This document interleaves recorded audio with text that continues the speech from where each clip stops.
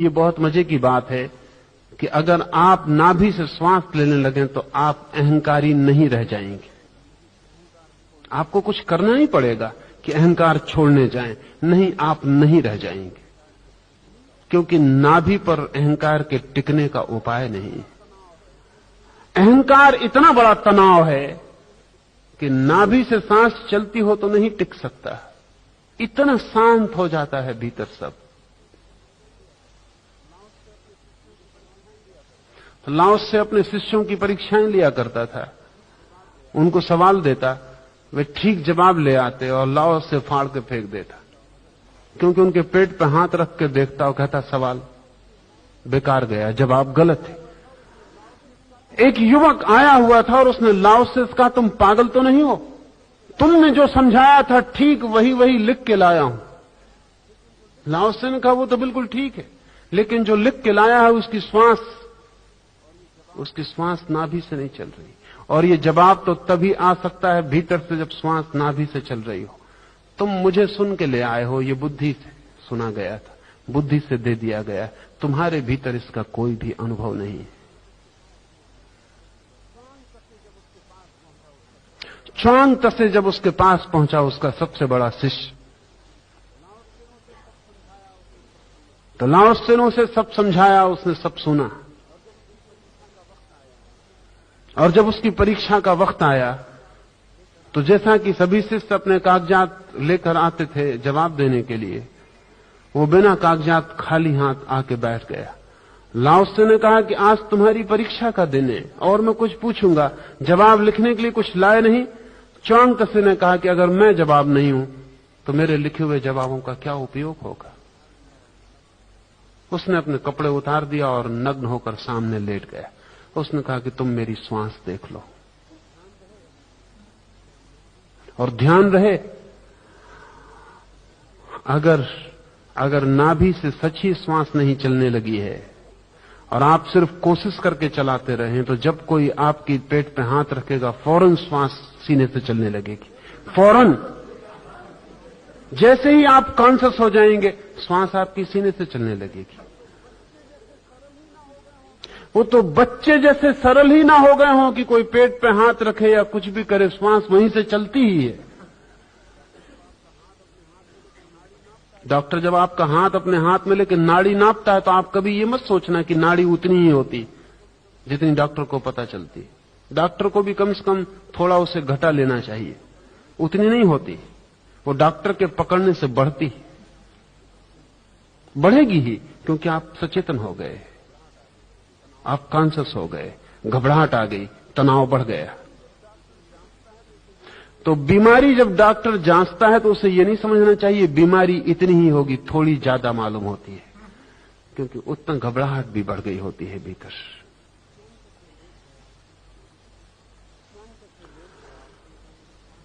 Chwang तसे late गया और उसने कहा मेरी श्वास देख लो।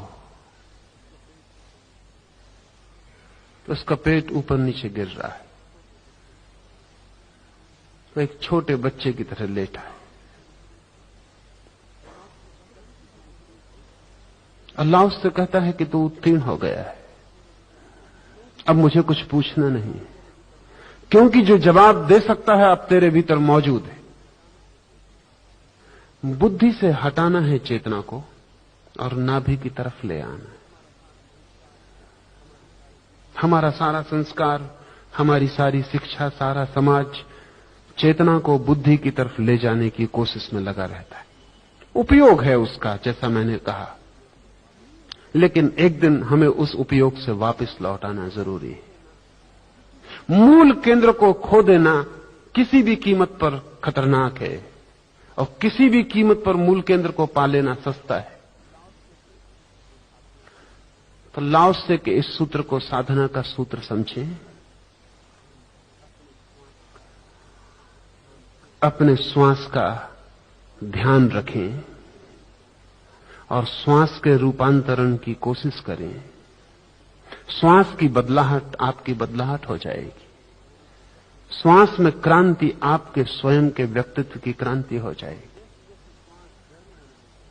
और जैसे जैसे श्वास गहरी होने लगेगी आपकी गहराई बढ़ने लगेगी, आपका उथलापन समाप्त हो जाएगा। और जिस दिन श्वास केंद्र पर होगी उस दिन आप सारे जगत के साथ एक अद्वैत के बिंदु पर मिल जाएंगे। अपनी केंद्र पर जो आ गया वो जगत के केंद्र पर आ जाता है। स्वयं के केंद्र पर जो डूब गया वो विराट के केंद्र से एक हो जाता है। तो परम आलिंगन अद्वैत का फलित होता है। और जैसे जैसे आपकी श्वास गहरी और भीतर भीतर उतरने लगती है, वैसे वैसे रहस्य के नए पर्दे और सत्य के नए द्वार खुलने शुरू हो जाते। जो मनुष्य के भीतर छिपा है वही विराट में विस्तीर्ण होकर फैला हुआ है। जो अपने भीतर गहरे उतर आता है वो परम के भीतर ऊंचे उठ जाता है। ईसाई फकीरों ने कहा है, एज अबव सो बिलो, जैसा ऊपर वैसा नीचे। भारतीय संतों ने कहा है, जो पिंड में छिपा है वही ब्रह्मांड में। प्लोटिनस ने कहा, man is the measure of all things. सभी चीजों का माप तौल मापदंड आदमी है।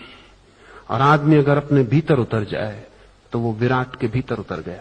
आदमी एक छोटा सा विराट है, ए मिनिएचर, छोटा सा विराट। विराट में जो भी है सब उसके भीतर है, सब। अपने ही केंद्र पर पहुंच जाने से व्यक्ति विश्व के केंद्र को पा लेता है। तो लाओस से कहता है, ये 3 बातें जो व्यक्ति पूरी कर ले प्राण की साधना में। ध्यान रहे, लाओसे की प्राण की साधना भारतीय प्राणायाम से भिन्न है, क्योंकि भारतीय प्राणायाम बौद्धिक है और भारतीय प्राणायाम आयोजित है, चेष्टित है। और भारतीय प्राणायाम में प्राण को बुद्धि के द्वारा व्यवस्था दी जाती है। लाओसे का प्राणायाम नैसर्गिक है, बुद्धि के द्वारा व्यवस्था नहीं देनी है, वरन बुद्धि ने जो व्यवस्था दी है अब तक उसको भी तोड़ डालना है और नैसर्गिक प्राण की गति को खोज लेना है। जो सहज गति है, जो जन्म से हमारे साथ थी, उसे खोज लेना है। तो भारतीय प्राणायाम और लाओसे के प्राण साधना में बुनियादी अंतर है। और लाओसे की प्राण साधना ज्यादा गहरी है प्राणायाम से, क्योंकि प्राणायाम फिर आखिर मनुष्य का हिसाब है कि बाएं नाक को रोककर 3 दफे, फिर दाएं नाक को रोककर 3 दफा, फिर इतनी देर भीतर रोकना, फिर इतनी देर बाहर छोड़ना, फिर इतना रेचक, फिर इतना कुंभक। इस सब का सब बुद्धिगत है। इसके उपयोग है और इसके फायदे हैं, लेकिन इसके उपयोग और फायदे शरीर तक ही है। और इसके उपयोग और फायदे से व्यक्ति सुंदरतम स्वास्थ्य को उपलब्ध हो सकता है और इस साधना के द्वारा शक्ति को भी उपलब्ध हो सकता है।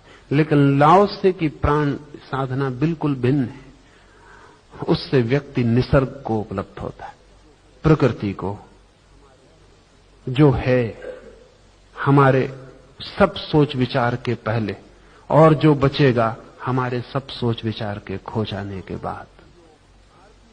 इसलिए प्राण योग, भारतीय प्राणायाम बिना गुरु के खतरनाक हो सकता है, क्योंकि उसमें आयोजना है, व्यवस्था है, डिसिप्लिन है। लाओसे का प्राण साधना के लिए गुरु के बिना बड़े मजे से चल सकती है, कोई कारण नहीं है।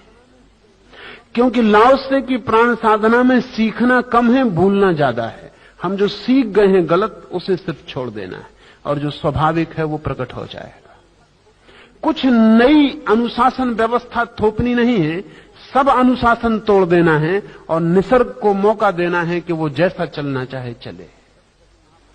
लेकिन जैसा मैंने आपसे कहा, जब तक आप अपने शरीर को स्वीकार नहीं करते, और शरीर को स्वीकार करने का अर्थ है जब तक आप अपने यौन को स्वीकार नहीं करते, तब तक आप कभी भी शरीर के साथ संवेदना को उपलब्ध नहीं हो सकेंगे। और जब तक आप अपने भीतर किसी चीज को निंदा ही किए चले जाते हैं तो आलिंगन कैसे करेंगे? और जब अपने ही भीतर आपने दीवारें बना रखी हैं तो दूसरे से मिलने की तो बात ही छोड़ते हैं, अपने से ही मिलना नहीं हो पा रहा है। और जो अपने से भी मिलने में डर रहा है वो परमात्मा से मिलने में निर्भय होगा, इसे मानने का कोई भी कारण नहीं। स्वीकार करें जो है भीतर, उसे परमात्मा की देन की तरह स्वीकार करें, निंदा को छोड़ दें।